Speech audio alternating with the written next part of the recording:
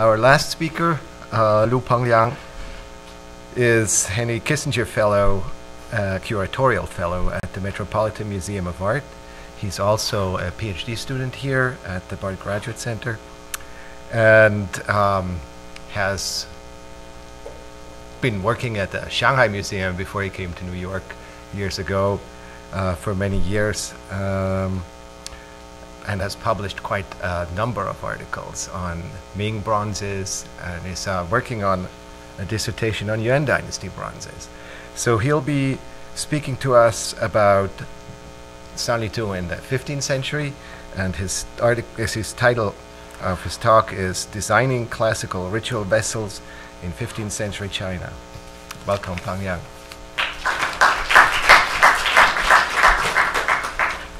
Thank you, Francois. It's really happy to be here to give the last talk. I feel very much pressure.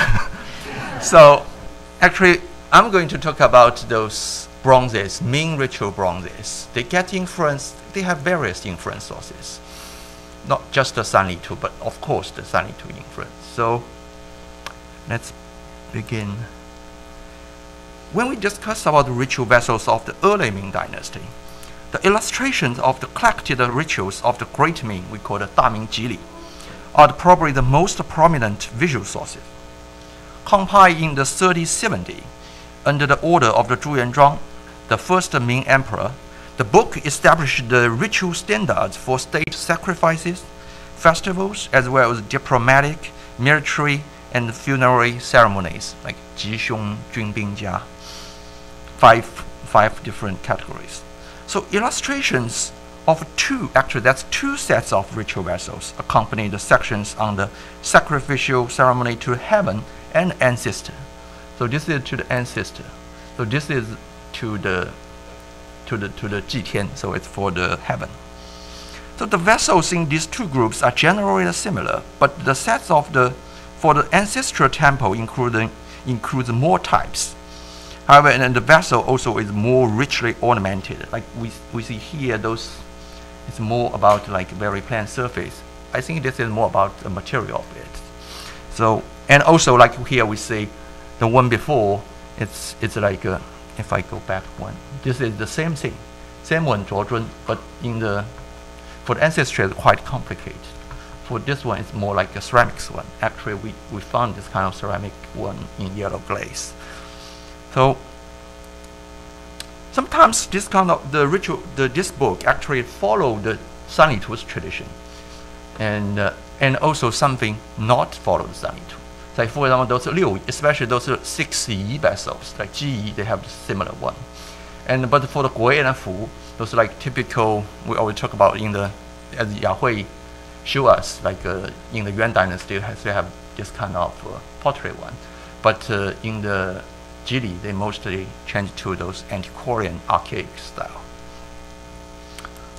And some illustration corresponded to objects that have survived, such as this blue jar now on view in the exhibition. Actually, we know from this one, this is Sanli. It's for the heavenly sacrifices. It's very clear the similar shape and even the ring around its body. The question is, the publication of this book is another story. Although the book was compiled in 3071, here we show the preface, it did not satisfy the emperor and remained unpublished for over 150 years. Until in 1522, Emperor Jiajing approved the application from the ritual ministry to publish the manuscript of this book. 1 year later, the book was published with the emperor's foreword. So scholars have argued that the publishing this book allowed the Jiajing emperor to strengthen his authority at the state ritual level. As we know, the Jiajing emperor has lots of, because he is not the son of the Zhengde emperor, so this kind of thing. The circumstance suggests that no state standard or manual was available for the ritual vessel production from the late 14th century to the early 16th century. So my question lies then, what were the design sources for the ritual vessel production in the early Ming Dynasty? Briefly put the 15th century here. So the design of ritual vessels from the Song and Yuan Dynasty actually had been well known for centuries. Many local gazetteers recorded the production of ritual vessels for Confucian temples and organized by local officials. Some images of ritual vessels from former dynasty were even reproduced in local gazetteer, such as this drawing of the ritual paraphernalia and a cutting of the sacrificial animals in the gazetteer of the Xinchang County. That's published in 1477, but the drawing was copied from image on a stele established in the 1244. This type of brief line drawings does not seem to provide enough information to cast bronze vessels. We need to look at actual vessels rather than just line drawings from the book. Unfortunately, no state-level ritual bronzes of the early Ming are known to us, but I had been able to see some 15th century bronzes ritual vessels for the local Confucian temple altars, which may shed some light on the questions on design sources. So this large bronze jar is now housed in the Hunan Provincial Museum, Changsha, decorated with archaic style patterns in several registers. This bulbous vessel features two handles, actually in form of ox head. It's very powerful bulgy, each biting a ring. The jar bears three inscriptions, two rectangular one on its shoulder, like this two one. Is actually recorded the 8 officials' name from the county magistrate to educational officials. One engraved on the lower part of its body, vertically here. I don't know whether you can see clear or not. They said it's made in the Xinmao year of the Chenhua reign. That's the 7th year of the reign. So the later inscription solidly dates this piece to the 1471. But the limited information on this inscription is not enough to contextualize this vessel. The question remains, for example, where was this vessel made? And what was the vessel's function? And where did the design come from? So, fortunately, I found an informative essay entitled Record of Ritual Vessel for the Confucian Temple, Lu Xue Ji Qi Ji, by a Ming scholar, Liu Xuan, in the local gazetteer of Lishui County, that's in Jiangsu province. So the essay records the endeavor of the group of local officials to commission a large set of ritual bronze vessels for the altar of the Confucian Academy in Lishui County during the early Chenhua period. All the official names inscribed on the bronze vessels are mentioned in this essay, which indicate a direct relationship between this vessel and this project in Lishui. So from essay we know that the ritual vessel production was proposed by 3 educational officials, Han He, Chen An, and Chen Rui. Here we see. Oh, maybe we can go one back. Oh yeah, right here, it's Chen Rui. So, and several local officials, including the magistrate Yan Shou, provide the funds to purchase bronzes. Actually, they purchase bronze from Nanjing and hire artisans from Julong to cast a bronze vessel in situ in Lishui. So this record really reveals an interesting way of manufacturing bronzes. All the material, artisans, and funds were organically connected to each other. As we know from the historical texts, actually Julong had been a major bronze production center since the Song period. So this record really reveals that the bronze artisans also could move to other places to cast the tailor-made pieces, bronzes. So this edit follow and has additional detailed information of the duration, quantity, and the cost of this project. So from 1465 to 1473, a total of 626 pieces were cast using over 1,700 jing. It's similar, 1 jing is almost like the 1 pound, and costing over 220 tael of silver. So this record really provides a real evidence for the price of the ritual bronzes at that time, and the significance of the making these ritual bronzes also stated in the following words. I put in the red line. So the length of the time that all these officials served in the local government was limited. The ritual bronzes would have a much longer life in the Confucian temple, but could also be scattered or lost. Therefore, these officials asked the author to write an essay recording this project so that all their names could be preserved. So I have to say these civil officials really foresaw the future. So only the current piece, one of 626 bronze vessels, is known to have survived in Changsha. That's around 516 miles southwest to the original site in Lishui. And now we can use the essay kept in the local gazetteer to decipher the story of this bronze jar here, like thousands of miles away. So this essay, unfortunately, did not only provide a brief category of these ritual bronze vessels, but had no illustrations. So we only can compare this bronze jar with the woodblock illustrations of the ritual paraphernalia to know its function. So this one I compare to the Damingji. So you can see it's more like a Zhuozhun, but the animal head is a little different, and but the pattern itself and the size of it is more like a xilei. So what's this vessel exactly for? So what's this? Actually, I forget something, but actually the Yahui's slides just remind me that the Southern Song, when they talk about the xilei, so about that ox-handled, ox-shaped xilei. So this is very unusual, because usually we don't have xilei in all those ritual vessel sets. This could be a kind of like a variant. So this kind of like an unusual form indicates that the ritual vessels of time were not necessarily based entirely on ritual manual.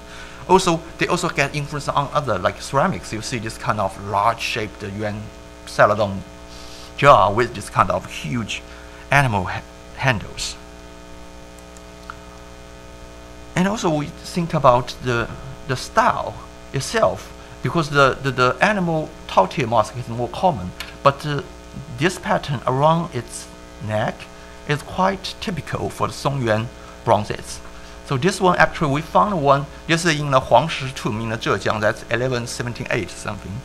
So we have this kind of pattern, the earliest found from a dated tomb. And also this is from Nanping, a Yuan dynasty hoard in the Fujian province. So we see this pattern again.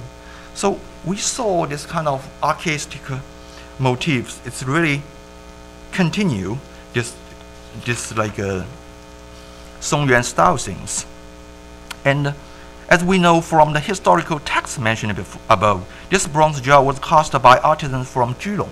So that bronze production center is really like the from Song to Yuan dynasty. So this artisan might have had a large repertoire of patterns, so which were used for generations and developed with addition or changes. So the dragon patterns on this current jar is a good evidence of such a stylistic development. The bronze artisans incorporated some traditional patterns or form from the ritual manual, and also incorporating a lot of archaistic patterns. Let's see the second vessel. Another ritual bronze with interesting design is this high-foot container with lid, now housed in the Palace Museum, Beijing. Based on the inscription in its lid, we know that this was a ritual vessel of the Confucian Temple in Zhenjiang, Jiangsu province, and was cast in the 19th year of the Chenghua reign. That's 1483. Its body also bears a longer inscription recording the names of all related officials. It is worth noting that all of these officials were not from Zhenjiang locally. Their hometown name were listed before their own names, so which was an effective way to identify these persons and to proudly inscribe their hometown name on this eternal ritual bronzes. So, for example, here we can see like this is Chongyi. He is from like Boxing, that's from the Shandong province. So everyone had the geography name on.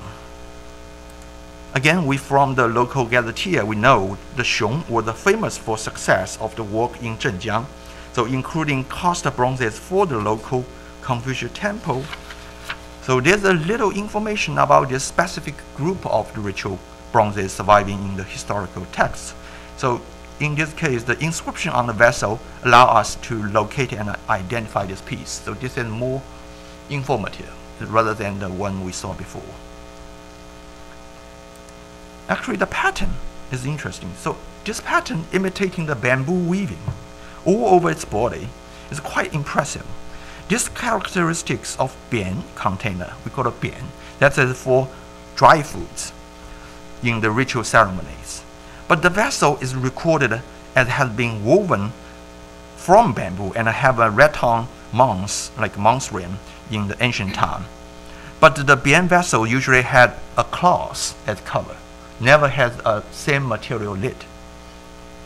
So the form of the current piece, in fact, is much more like a dough vessel, so which is designed for food with sauce, like a wet food. It may be understood as a creative way to combine these two types of high-foot vessels.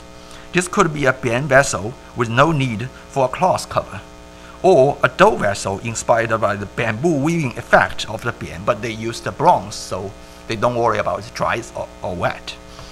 So, interestingly, there's another almost identical one without a lid, with the same inscription, now housed in Musée Chongyi in Paris.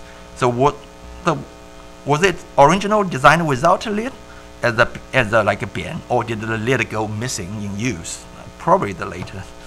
But a detail of this pattern around its high foot reveals another source for design on this piece. The stylized lotus patterns was a typical 15th century one, which is commonly used on the artworks in various media, such as the porcelain and the clothonate. Here we see this one is the kind of doucai vessel, is in the National Palace Museum in Taipei.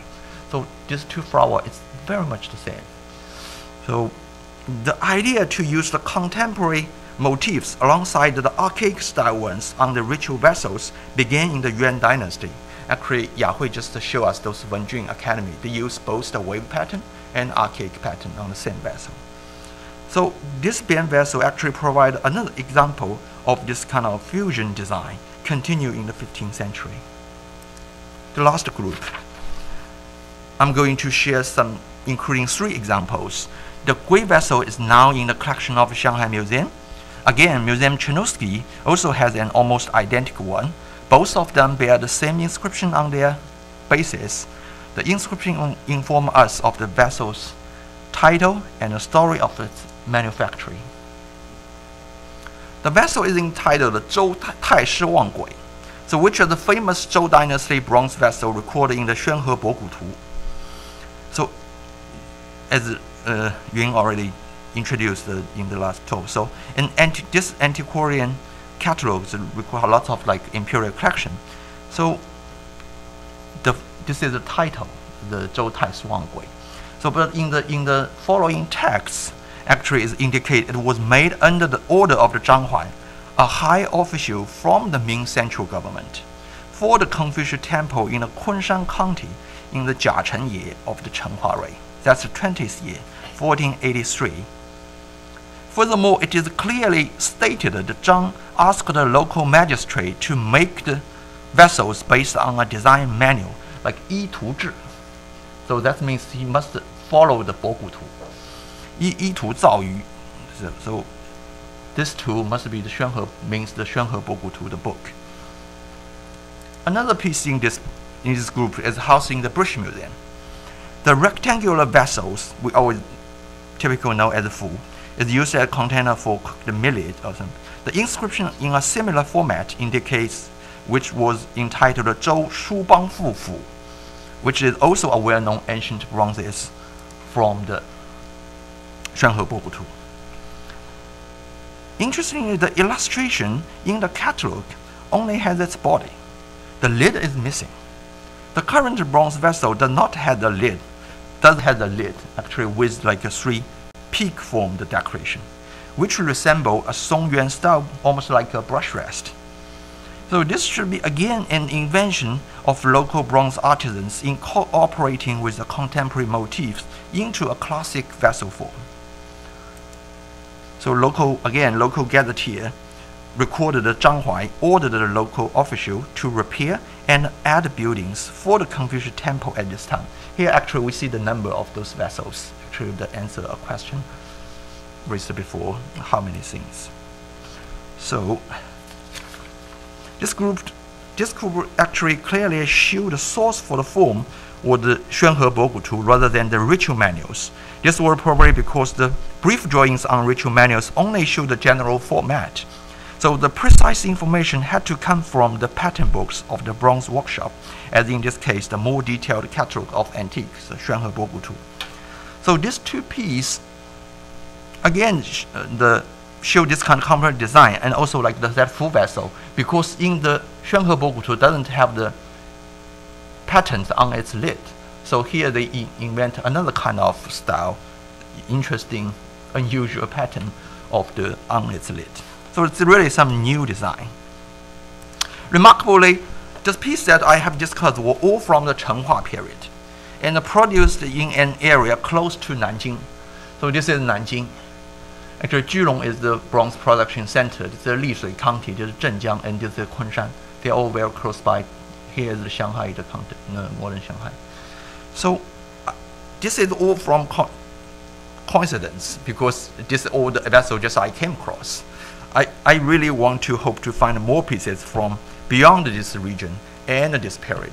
But actually, this period we know the Chenghua and the Hongzhi, they really developed quickly in those like a situation change. And also, this area is the richest area in the empire. And those vessels is in high quality. So this could be a kind of like high level standard for the local ritual bronzes. So these pieces nonetheless began to illuminate the ritual bronze production in the 15th century or later 15th century, when the official ritual manual had not yet been published. Although more or less in traditional form, these ritual bronze vessels were inspired by a wide variety of design sources and were presented in a lively way. So these are characteristics rarely seen in ritual bronzes made after the 16th century. That's it. Thank you.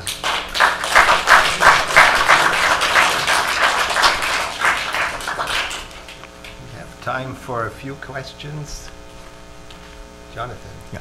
The one you mentioned several connections between media and materials.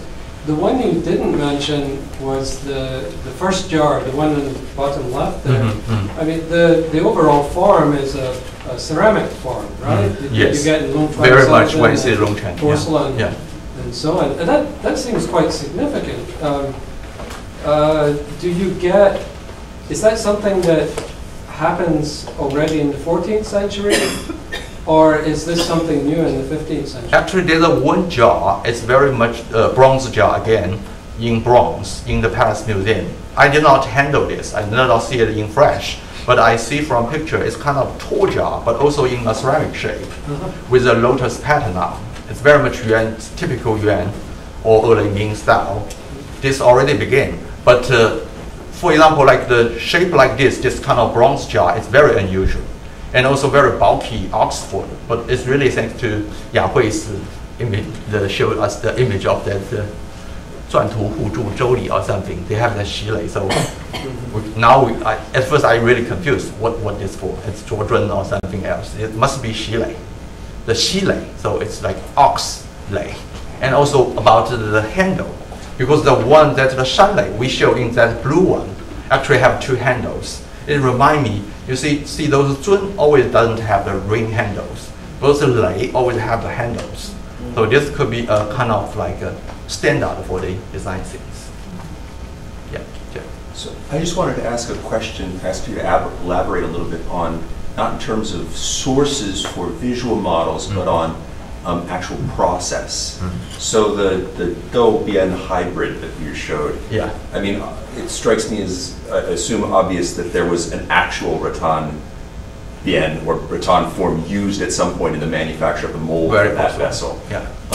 Can you talk a little bit more about what we know about evidence of workshops actually physically using different materials, different media in the manufacture of the molds? Actually, here you can see evidence. So those ones are all tong, but the bien is like bamboo. Yeah. 竹匾, and the dou is the 木豆, Yeah. and also have the 锡器 and the 棋盘, and the 铜汤罐. So they do use different materials. That's why those vessels we did not see survived.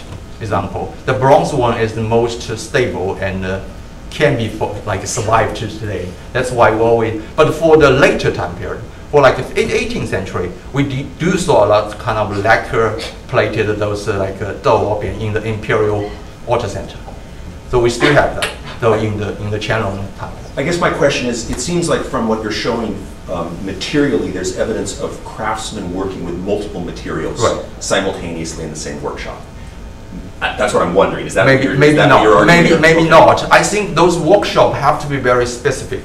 Okay. But there's a kind of a common circulation of the motif or design. I see. That's what we cannot. We don't have any evidence. But as I raised the question, they cannot make the things directly from those manual books.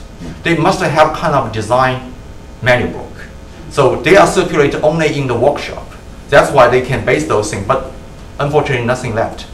But those specific material, for example, the one made the bronze bian-shaped, imitate the bian material, the bronze, they cannot make a bamboo one. There's totally different technique, and they cannot do this at the same time. And also, they probably have different sources.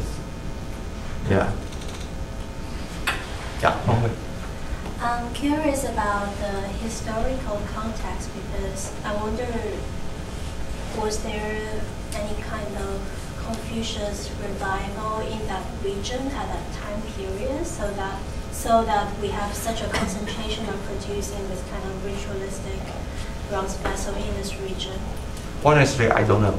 I cannot read enough for the textbook and the history text of that time. I don't know if that specifically that area, around the south capital of the Beijing, the revival. But I think this is more like a common practice in all over. Like for example, in Sichuan, we found a lots of I did not show up lots of a jewel cup is for the local Confucian temple.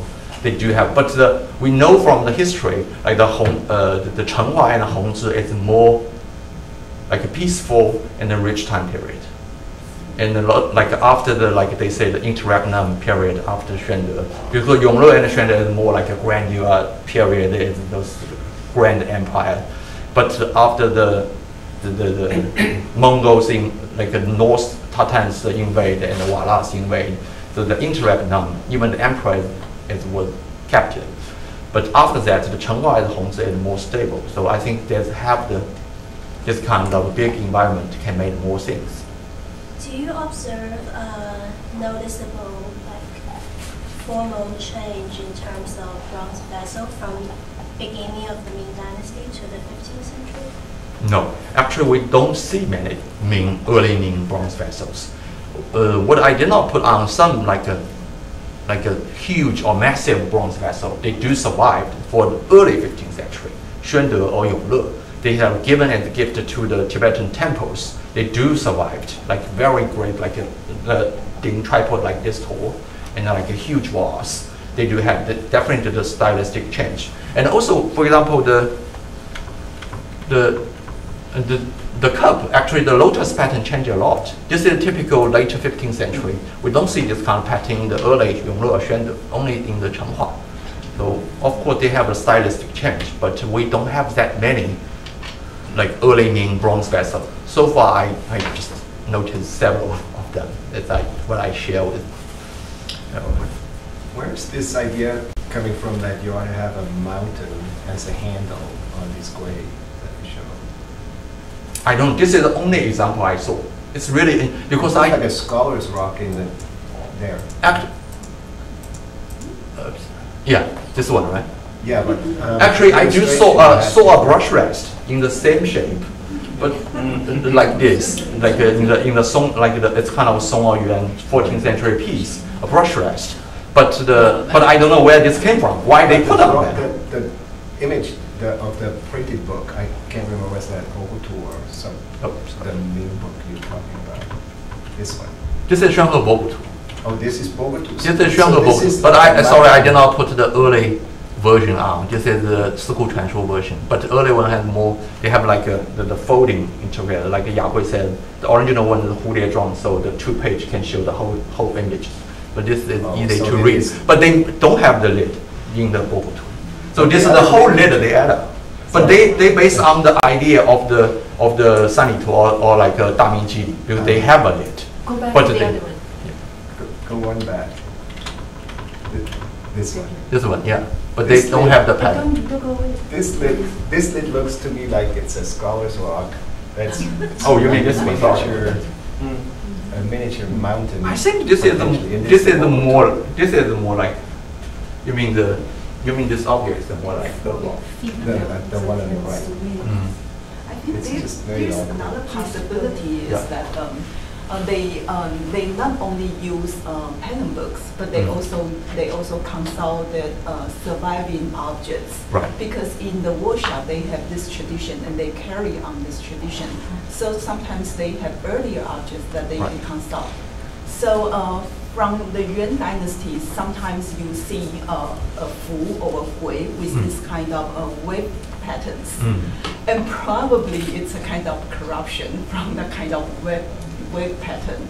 But strangely, can you go back to that full object? Yeah, but strangely is the pattern or the decorative pattern on the vessel and also on the body seems to be okay. Yeah. But just this Just this the kind of- added yeah, things. the mountain kind of. Right. But I think, and also I have another speculation. If we go back very back, if we look those thing, like the fu with the lid, is it possible like a misinterpretation, or they really creatively design something new? I don't know. So it could be like they just they don't know how to treat this kind of decoration if they don't see the real objects. But they did not put like a circulate like around it. It's really just unusual. I know when I saw that piece, it's really unusual. What about that funny pattern in your last slide of something that looks almost like cartographic or like like water in a map? Yeah, this. Yeah, this actually is What is it? the tree dragon. I think this is animal. This is the animal pattern. It's like the animal make like a ribbon or something, but it's very unusual in a way. But we don't see this kind of in arcade around this. And But, it's symmetrical on both. Yeah, also symmetrically, like both sides. Right? It's like a butterfly in the middle, but definitely not butterfly. But it's like a tree. But we do see a lot of like twin dragons. Like I show like a twin dragons in ceramics or something. Could be from a textile pattern. Maybe Joyce, do you think there were possible that any textile have this kind of design at this time? Well, like, it's Yeah. a common thing in So- textiles. Yeah, those kind of ribbon things. And also, we do saw lots of textile pattern on the Rembrandt vessels. Yeah. Just as a comment, I mean, you do have it, I mean, we in the West call it the animal style, and it's a study from 1929 by a guy called Bernard Salin, and he talks all about migration period metalwork coming to Europe bearing these, what he calls the animal style, which is exactly these patterns with animal heads in them. So it's much, much earlier. I don't know if it actually relates, but when you get to the European continent, to the western side, there's a lot of examples of that thing, and it's really from Yeah, I think the also north, yeah. possible from north during Exactly, the Mongol Empire. exactly. Lots of Northeast, like exactly, patterns come exactly. from the like Central or West Asia or even to East exactly. Europe. I have one question, if I may, about production sites, and I'm very fascinated by the idea of production areas. And did you find, I mean, do we know from archaeology about where did they actually get the raw material from, where are the mines? And more interestingly is, where do they get charcoal from? Or where are the forests that are, did they find in archaeological digs charcoal that can identify the type of trees that are used or the type of forests that are being deforested for this production? Yeah, actually in the official history, they do talk about like a 物产制 and like a local geographical. They say this place have lots of bronze and sometimes they are like a copper supply. they do mention. But unfortunately, we don't have site of the bronze production or workshop excavated so far. Only one place, one site is basically made those like agricultural tools. We found in Henan, it's Yuan Dynasty site, workshop site. But it's very limited. But we don't see any like a bronze vessel, like a vessel casting. Like we see here, like for this piece, actually they hire people from the bronze production center to his place. Actually, it's very easy, like a small like a furnace or something they can make locally. And actually in some Yuan texts, they do talk about like they send money or order something from far away.